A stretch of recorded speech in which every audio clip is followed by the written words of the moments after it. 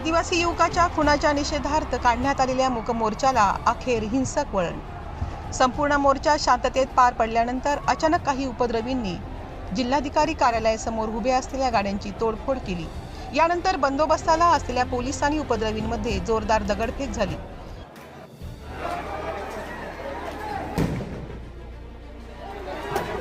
परिस्थिती नियंत्रणात आणण्यासाठी पोलिसांना अश्रुधुराच्या नळकांड्या फोडाव्या लागल्या।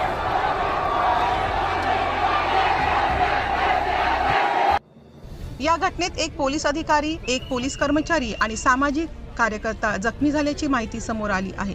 जखमींची संख्या आणखी वाढण्याची शक्यता व्यक्त केली जात आहे।